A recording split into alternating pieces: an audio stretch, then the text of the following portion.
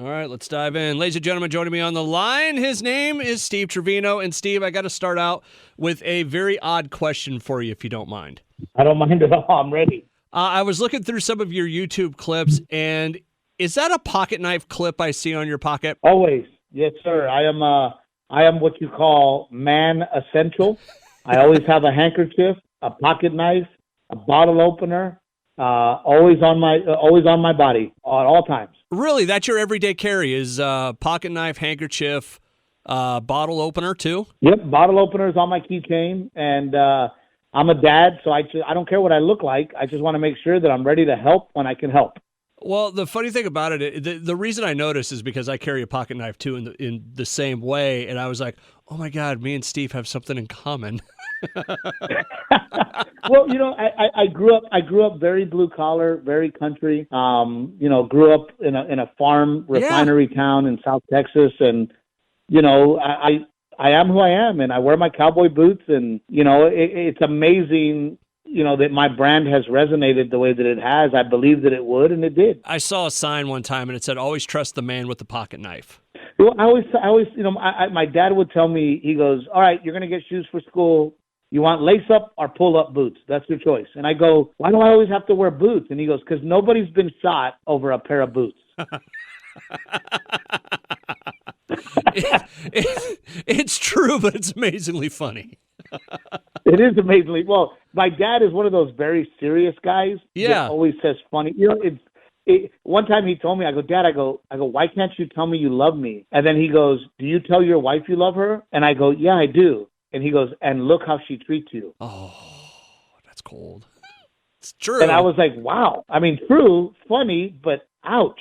Yeah, no, it's one of those things you don't think about until somebody actually says it, and then you ponder it for a few minutes, and you're like, "Oh man, that's the life I lead." Yeah, he's right. But that's what the brand is. I'm a family man. I'm happily married. People ask me all the time. They say, "Why do you only talk about your wife and your family?" And I go, "Well, that's my whole world. So I don't do anything else but family and go on stage. So I need things to talk about. That's what I'm living. That's what I talk about." How old are your kids? I have a 7-year-old and a 2-year-old on November 30th. Wow, you know what? We almost have something else in common. I have a 7-year-old and we have an 9-month-old. Oh, dude, it's the best. I tell people all the time, like, one of the best things that's ever happened to me is becoming a dad.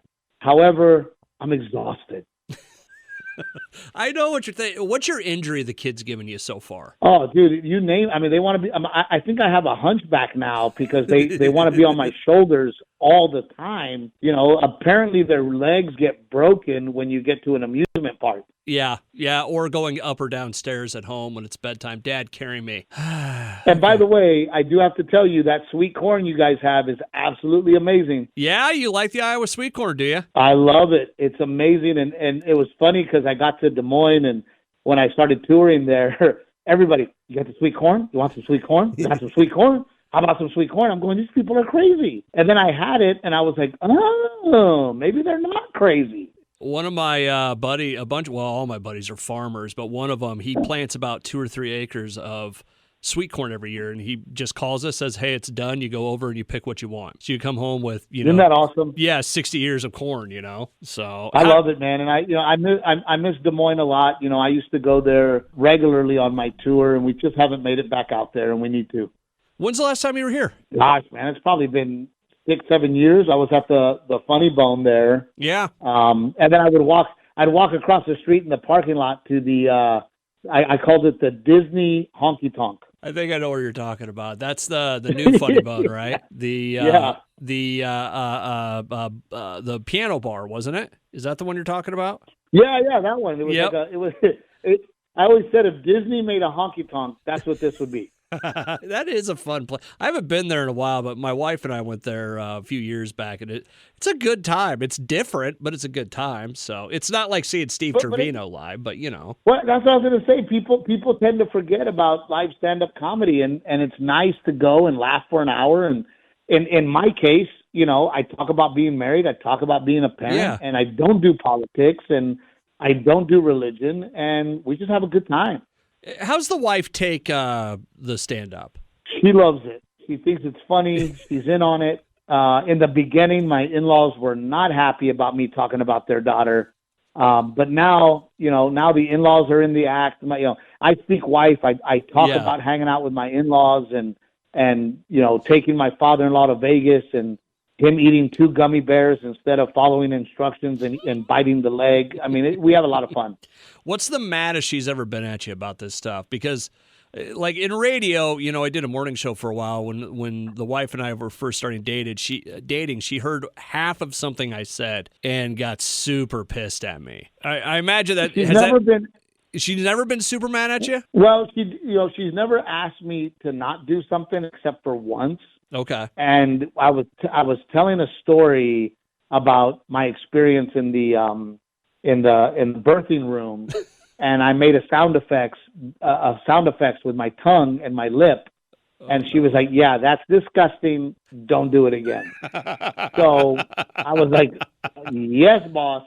If you think it's disgusting, because she has a great sense of humor, then it really has to be disgusting." Yeah, I know exactly what you're saying. I was flipping through some of your clips, and there was one line that stood out to me, and it made me laugh in a way that I don't know why, but you said something to the effect of you were talking about you smoking cigarettes with your dog, our normal conversation about how much we hate our wife. It's always funny when you give something that can't speak a voice. Yeah, no, we do it all the time with our cats. Yeah, all the time, right? And it just makes it fun. And when you have a pet, people that don't have pets, they don't get it, right? No, exactly. What's your dog's accent? Well, Jax is very aggressive. He's very aggressive, and he's got a very tough attitude. He's kind of like a truck driver. See, our 2 cats are Spanish German. Oh, that's perfect. Yeah, yeah, exactly. So they're starting a war with themselves. Exactly. No, it really is. Steve Treviño is on the line with me right now. New specials out now on YouTube. I Speak Wife.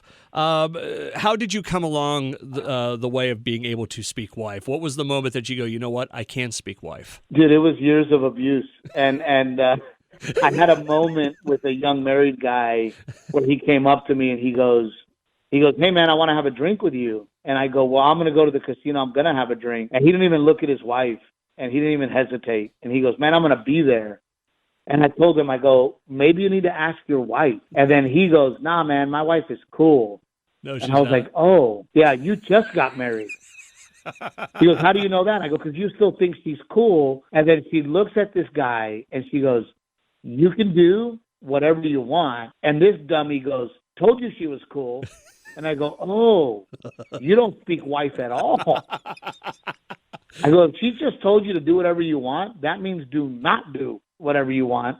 And then that opened the floodgates for this new special that we put out, I Speak Wife, because I had to come up with every example of the way that my wife speaks wife to me. Did she get a little, I can imagine you every time she does something, having a little notebook out, just taking notes with everything she says. What are you doing?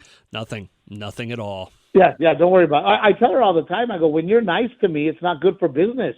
You being a good wife is not funny. Go back to being you. Not even just being nice, just you. I like it. Yeah, just be you, so that I can go and report to the people, give them a TED Talk, and my stand-up is basically a cry for help. It is. Any husbands talking to each other, I mean, that's basically what it comes down to. It's just help me. Just somebody show me a little support and help me out just a hair. Or at least please understand what I'm going through, right? Yes. Offer me the aspirin or the back rub just once. Just once. I tell my wife all the time, I go, "Gosh, the words thank you and I'm sorry would be great coming out of your mouth." And one time I thought she was going to say, "I'm sorry." And she goes, "I'm sorry that you feel that way." And I was like, of course that's how this is going down. That's as close as I'm ever going to get. Yep, that's it. Steve Treviño on the line with me right now. I Speak Wife out now. Steve, what else you got coming up here in the near future? I know you got to get going here in a few seconds, but what else you got going on? Man, we're touring like crazy. We're raising money for the veterans, and we're doing our podcast weekly. And our life is a lot of fun, and we share it with all of you. SteveTreviño.com. Come join the family. Perfect. Thank you so much, Steve. We appreciate the time, man. I appreciate you too, man. Thank you. We'll see you soon. Keep that knife sharp. Yep, always.